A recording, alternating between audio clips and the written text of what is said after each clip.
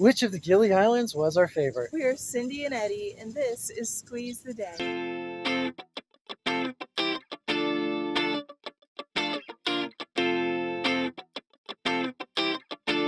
We spent 15 days exploring each of the Gili Islands, 5 days each. And we're going to tell you which one was our favorite and why. We're going to start off with the first island we went to, which was Gili Trawangan. We were super excited about making it to the Gili Islands and really didn't know what to expect. But this island impressed upon us how amazing all these gillies are. Gili tea is obviously a popular destination because of how easy it is to get to. It's the closest to Bali and it's the largest of the gillies. Here, we discovered a great place to be located with lots to do. Gili tea was very popular and there was a lot going on right by the boat ramps where we arrived. The positives of this island are that it has everything you need for a great vacation. It is easy to access, it's a great place to meet people, it has amazing accommodations, and it's large enough that you can explore a little. A couple of the popular tourist spots include Turtle Beach, which does include many different dive shops. It's really easy to scuba here. Of course, most of the activities that are available here are going to be water related. And there is a night market every night that includes lots of seafood. The downside was, first they charged an island fee which we didn't know about until we got there. How much? 10,000 each. Some areas have too many tourists, while others don't have any at all. Gili tea tends to be a little bit more expensive with a lot more people looking to party than actually enjoy a relaxing vacation, which means you might have to tolerate some obnoxious behavior once in a while. And finally, since it is a popular destination, the vendors have a lot of practice pushing for sales. It can be a little overbearing. Just remember that once you say no, you can walk away and they'll accept it. But if you're on the fence, they'll keep trying.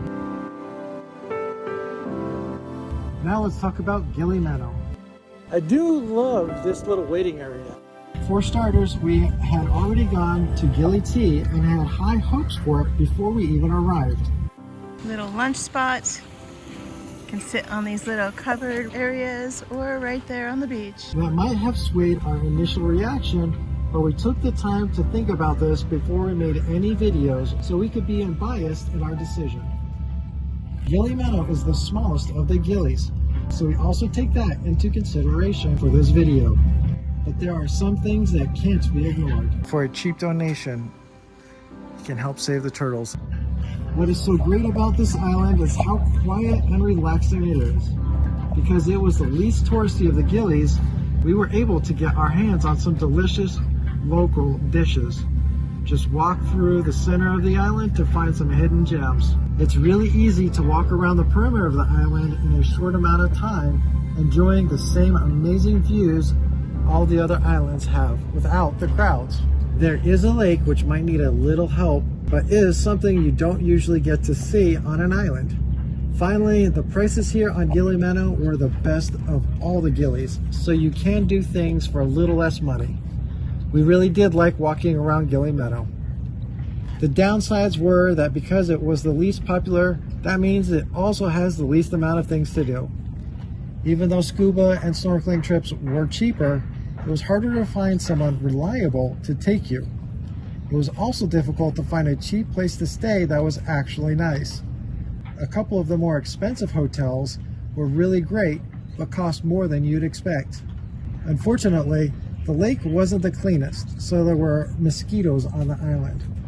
Lastly, the island wasn't kept up and was a little dirty overall.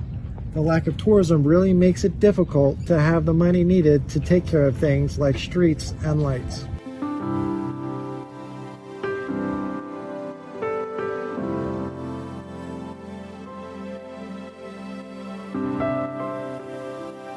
Finally, let's talk about Gili Air.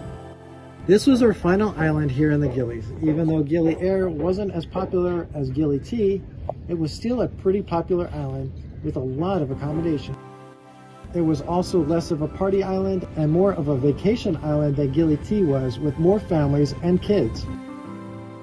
We observed a good variation of prices, so you could eat and sleep for cheap, or you could get something more expensive. We also noticed that there was a couple of places that were still closed down, so there's a lot of room for growth.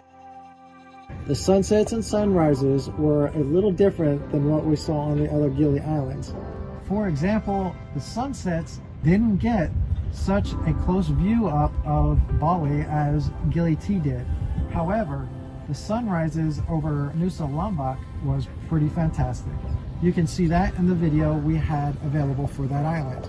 Even though the beaches were basically the same, they were less busy and easier to swim in without all the crowds.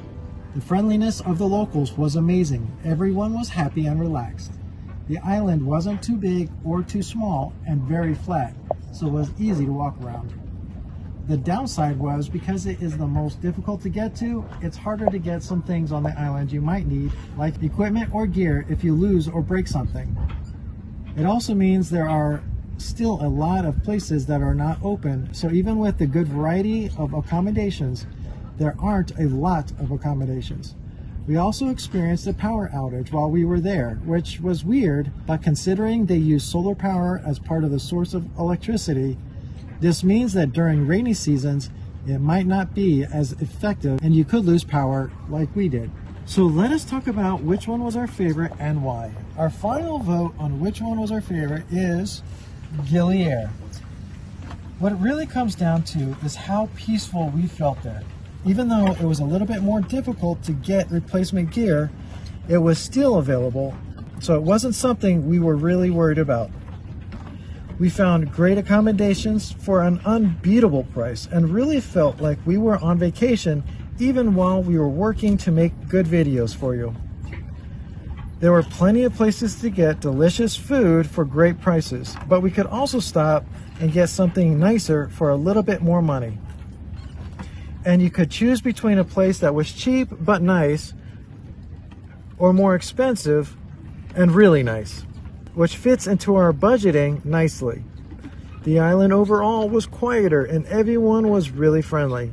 And when it comes down to the power outage, the locals kicked into high gear to make sure candles were available so we could still see what we needed to see to get around. We kind of followed the Goldilocks and Three Bears storyline with this one by loving the middle-sized island. Gili Air really was just right. For anyone who doesn't know the classic tale of Goldilocks and the Three Bears, you should read it. That might help you understand why we love Gili Air more. This is definitely one of our favorite islands of Bali. Everything is so peaceful and quiet here. If you choose to go and visit any of the Gilis, we know you're going to have a great time. Keep in mind that if you stay on any one of the islands, it's easy to get to the others via slowboat. So don't worry about only seeing one island. There are plenty of beautiful beaches, places to scuba or snorkel, delicious restaurants, and friendly locals. Don't feel like you have to stay on one island even if you sleep in the same bed throughout your whole visit here. We really had a great time on all of the islands and think that the more people go to visit them, the more they will continue to be great, and we can't wait to go back for another relaxing stay. Thank you so much for watching, and if you've made it this far, we really, really do appreciate it. Stay tuned as we continue to travel around Bali and the rest of the world.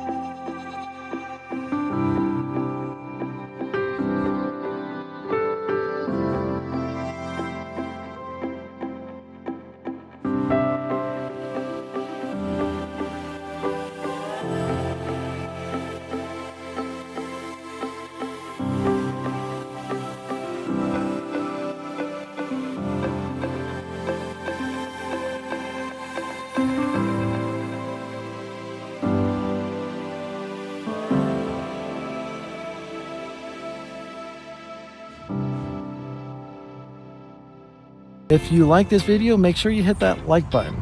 And if you're not subscribed, hit the subscribe button and ring the bell for notifications so that you can continue to follow along with us as we continue on this adventure. And as always, squeeze the day. and be well.